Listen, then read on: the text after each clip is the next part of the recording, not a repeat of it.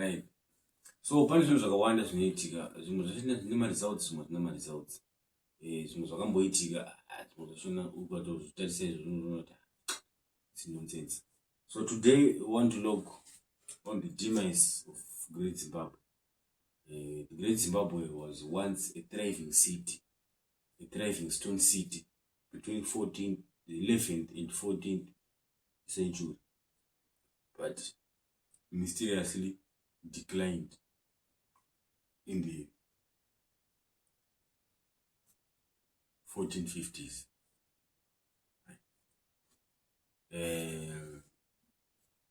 There are several factors which led to the demise of Great Zimbabwe. So we want to look on those factors. Factor number 1 is political instability.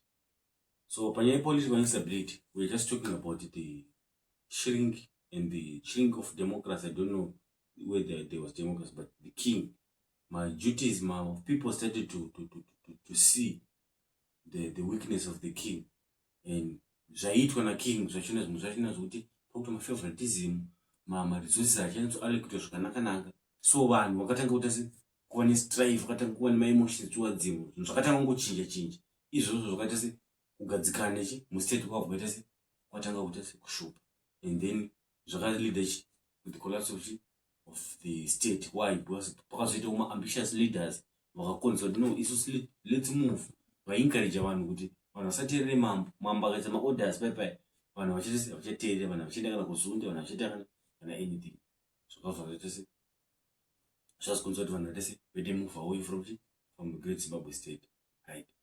Point number 2, tikuona kuti kwakazoitika land degradation, pakuti deforestation, vanhu chitemeni yavaiita /independent varima apa wanda pachaita vakundonorima kumwe, wakusiya apa then pamining paita land degradation, wakuchera makomba aya havafushiri, makomba ava tese haavharwi, pakutoona kuti apa zvisina pamwe pane gold. Overgrazing, mombe dzanga vainadzo dzaifura mvura isa pachabuda sora rakawanda kuti mombe dzese dzifura.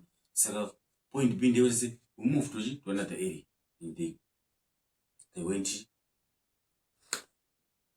to the area north of the Great Zimbabwe state. Right. Shortage of water, kwanga kutika madroughts anga kuwanda, and mvura inga kusana, nzizi dzobva dzaoma, apo growing population stress mazuti vanhu vawanda vanoda mvura yakawanda, apo mvura ichanaya zvakanaka, mvura hakusisina, so vanhu vatanga search for another source of water, kungoti greener pastures, and then they move away from Great Zimbabwe. Point number 3, availability of gold and the shortage of gold in Great Zimbabwe. Availability of gold in Mtapa state, in the Mtapa area, and shortage of gold in Great Zimbabwe. Zvakangopesana kuti uko gold ririko, uko hakusisina, saka let's go kune gold.